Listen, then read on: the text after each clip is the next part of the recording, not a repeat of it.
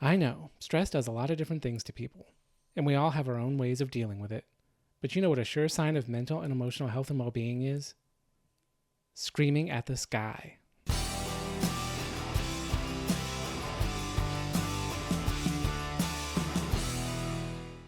Over the course of last week, a GDC conference was being held in San Francisco, California, and video of this event leaked onto the internet of a sizable group of conference goers standing outside, screaming at the top of their lungs.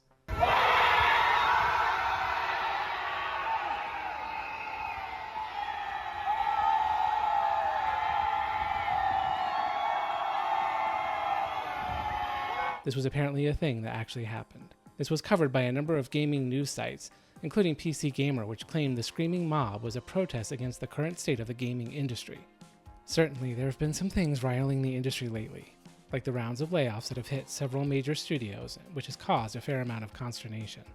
Then there's the frenzy over the return of Gamergate, which amounts to a game of gotcha played between disgruntled game developers and game journalists, passing around 8-year-old talking points like a hot potato, trying to turn the breeze of gamer dissatisfaction into a whirlwind of reactionary outrage.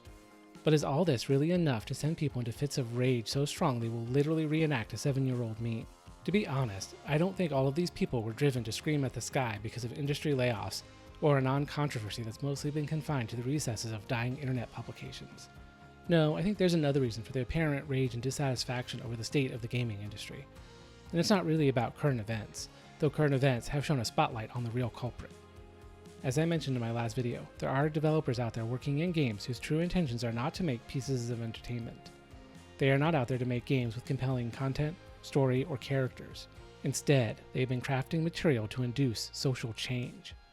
Cultural revolutionaries have long seen the power of media to influence people, but it's only been in the past few decades that they turned their attention to video games. Over the past number of years, more and more activists have joined the ranks of game developers at various levels, while others started consulting firms, all with the purpose to use one of the most influential and powerful mediums to influence the minds of gamers, to gradually shift perceptions and attitudes over time, all in the name of socially engineering a customer base. While I don't negate the financial aspects of ESG and how investment firms have impacted how AAA studios operate, even that feeds into this, as BlackRock's founder Larry Fink isn't shy about his goal of influencing society by changing people's behaviors. Well, behaviors are going to have to change, and this is one thing we're asking companies. You have to force behaviors, and at BlackRock we are forcing behaviors. And whatever else commentators want to bloviate about, the end goal is to impact and change society. By encoding messages and values and subtle calls to action within games, they hope audiences will identify and internalize these things, which will then affect their behavior in the real world.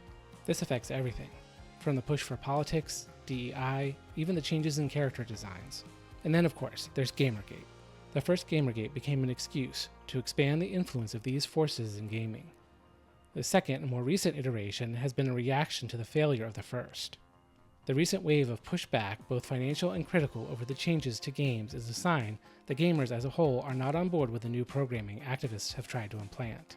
And after years of enduring prescriptive programming, being preached at, vilified, and watching as their favorite medium has been destroyed by no-talent hacks, gamers are not only showing their resistance to being programmed, but they are finally speaking out and pushing back in such a way as to make one thing undeniably clear. Years and years of activist efforts to effect change has failed. A generation's life work across several disciplines, countless careers, and an unfathomable amount of money in gaming culture has not shifted very much. The work of so many for so long has come to nothing. They have not achieved their goals socially, and the games that they have made have largely failed as well. They've produced products that will be lost to discount bins and landfills, having no enduring presence with no lasting impact. This is the reason a group of people found themselves outside screaming at the sky, furious at their own impotence, lost in a world that so resoundingly rejected them and their ideals, a world that has shown itself in all defiance of what they wanted it to be. But unfortunately, this isn't the end of the story. All of these activists, like the good little progressives they are, will come back from this.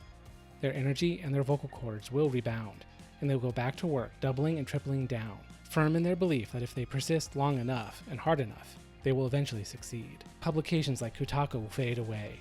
More AAA studios will close. Parent companies will merge. More developers will be laid off in favor of AI and other cost-saving measures.